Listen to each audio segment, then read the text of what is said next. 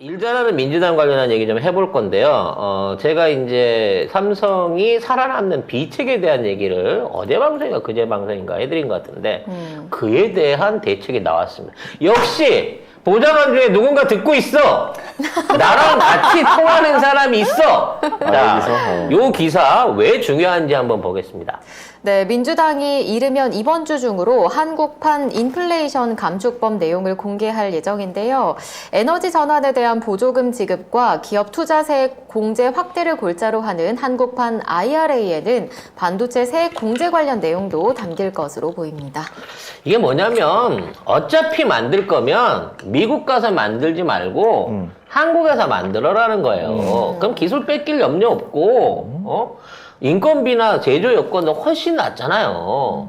늘 말씀드리지만 다른 제품에 비해서 반도체는 비행기로 실어 날라도 돼. 부피가 작고 단가가 세기 때문에 굳이 현장에서 공급하기 위해서 현지에 공장이 있어야 된다라고 하는 자동차나 철도나 이런 뭐 조선이나 이런 무게 크고 운송비 많이 나가는 그런 종류의 산업이 아니란 말이에요. 그러니까 반도체만큼은 대한민국 안에다가 똘똘똘 몰아 넣는 게 맞아.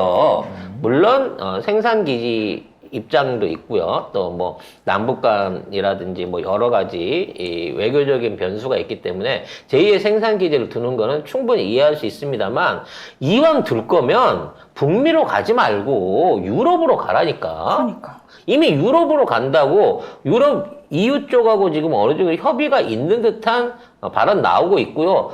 아유, 사우디나 아랍에미리트는 오기만 하면 역대급 보조금을 쏴주겠다고 하고 있는 거야. 근데 거기 너무 사막이라 좀 시간이 걸려서 그렇긴 한데 거기가 또 오히려 가면 미국보다 훨씬 좋은 조건 받을 수 있거든.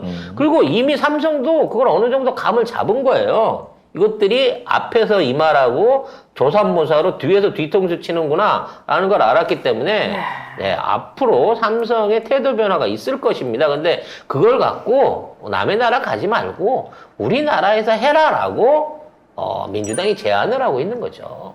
네.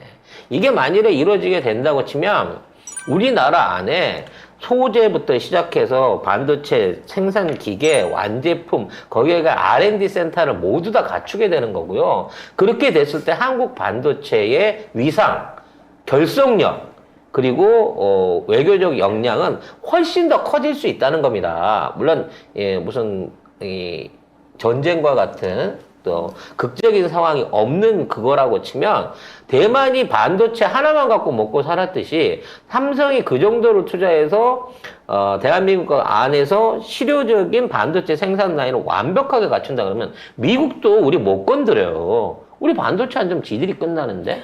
문재인 대통령 때 미국이 우리 못 건드렸어요.